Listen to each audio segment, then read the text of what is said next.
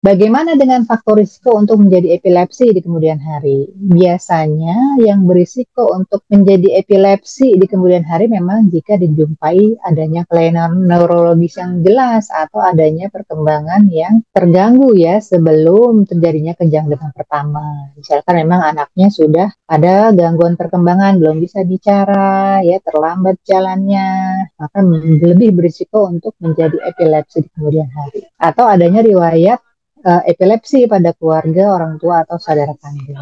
Atau memang kejang demamnya sering ya dalam setahun tuh episodenya lebih dari 4 kali dalam setahun, ini berisiko untuk menjadi epilepsi di kemudian hari. Bagaimana dengan kejang demam pada bayi usia 1 sampai 6 bulan? Kejang demam pada bayi usia kurang dari 6 bulan ini sangat jarang. Jarang kita jumpai dalam praktek sehari-hari, umumnya terjadi di atas 6 bulan ya. Bila terjadi kejang pada usia di bawah 6 bulan, maka kita harus berpikir apakah ini ada infeksi ya di intrakranial, apakah ini meningitis, apakah ini ensefalitis, maka perlu dilakukan fungsi lumbar. Atau juga bisa disebabkan sindrom epilepsi ya, yang dipicu oleh demam. Jadi epilepsi itu bisa terjadi juga ya pada bayi-bayi di bawah 6 bulan dan dipicu oleh demam ya, misalnya pada sindrom Dravet atau pada kalau spasme infantil itu dia biasanya tidak disertai dengan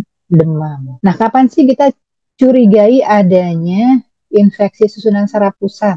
Ya, jadi pada anak datang dengan kejang, kapan kita curigai dia kejang demam sederhana, kapan kita berpikir, oh ini mungkin ada infeksi susunan saraf pusat. Yang paling penting adalah kesadarannya. Ya, setelah pasien kejang, sadar apa tidak? Kalau pasien sadar penuh, ya mungkin kita tidak perlu terlalu curiga ya.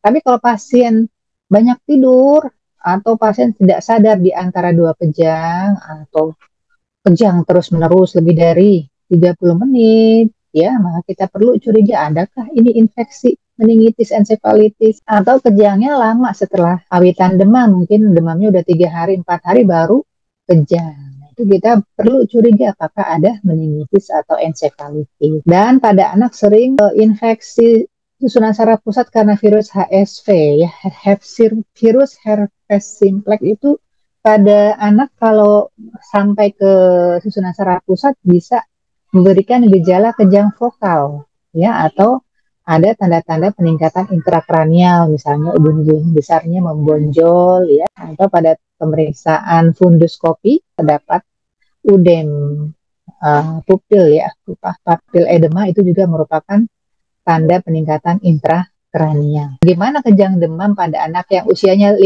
tahun? Nah, ini kita label dengan kejang demam plus. Jadi kejangnya itu terjadi setelah usianya 5 tahun. Tapi sebelumnya pasiennya tidak pernah kejang. Atau pasien kejang demam plus ini mengalami kejang umum tapi hanya 1 kali. Itu juga bisa masuk ke kategori kejang demam plus. Tapi kalau terjadi kejang tanpa demam pada anaknya usia lebih dari 5 tahun, maka kita ini indikasi untuk EEG ya, karena kalau kejang demam pada usia lebih dari 5 tahun ya Mas, kita bilang kejang demam plus. Tapi kalau dia kejang tanpa demam pada usia lebih dari 5 tahun, indikasi untuk EEG. Ada nggak gelombang epilepsinya? Kalau ada, ya berarti dia masuk kategori epilepsi. Jadi kita juga harus bisa membedakan ya, ini kejang demam apa epilepsi ya, karena tidak semua kejang demam akan menjadi epilepsi. Dan epilepsi ini bukan disebabkan karena kejang demam yang tidak ditata laksana secara adekuat. Penyebab epilepsi itu macam-macam ya, multifaktor ya, ada faktor genetik, faktor lingkungan. Kadang kita suka overdiagnosis nih, jangan sampai kita overdiagnosis ya dalam hal melakukan EEG. Kejang demam kompleks langsung EEG, enggak seperti itu ya. Tadi kriteria kejang demam kompleks yang di EEG bila terdapat gangguan perkembangan ya, atau ada kejang vokal baru kita lakukan EEG.